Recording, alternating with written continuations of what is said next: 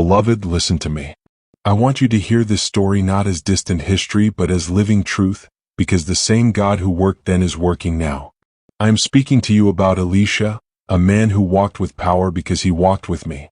Elisha was an ordinary man working in the fields, plowing with oxen, when the prophet Elijah passed by and placed his mantle upon him. In that moment, his life changed.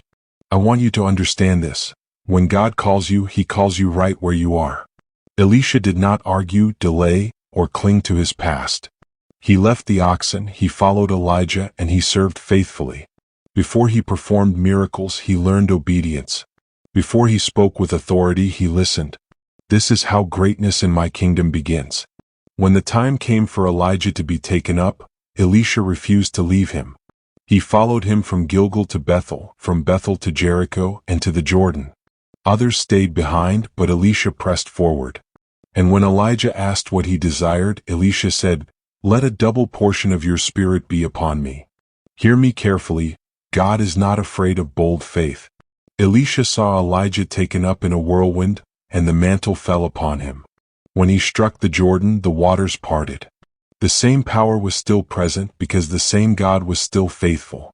From that day, Elisha's life overflowed with my works. He healed the polluted waters of Jericho, showing that what was bitter could be made pure.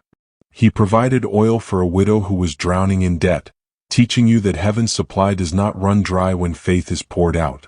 The oil flowed as long as there were vessels.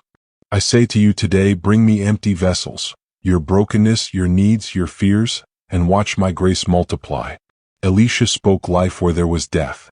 He promised a son to the Shunammite woman, and when that child later died, Elisha prayed, stretched himself upon the child, and life returned.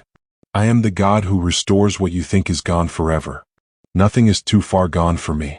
When famine struck, Elisha purified poisoned stew and fed many with little, showing that my word brings safety even in scarcity. He healed Naaman, a mighty commander with leprosy, not because of wealth or status, but because of obedience. Naaman washed in the Jordan and came out clean. I am telling you this so you know, humility unlocks healing. Elisha also saw what others could not.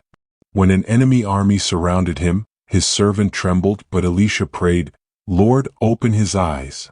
And suddenly the hills were full of horses and chariots of fire. I want you to know this truth. You are never surrounded by the enemy without being surrounded by my power first. Even in death, Elisha's life still spoke. When a dead man touched his bones, life returned. This is not about the man but about the God who was with him. My power is not limited by time, breath, or human strength. Hear me now, beloved. Elisha's story is not just to be admired, it is to be believed. The same God who called him calls you. The same power that worked through him is alive today. Serve faithfully. Ask boldly. Walk humbly. Trust completely. If you stay close to me, you will see my hand move in ways you never imagined. I am the Lord who called Elisha, and I am calling you now. Listen, follow, and live. Amen.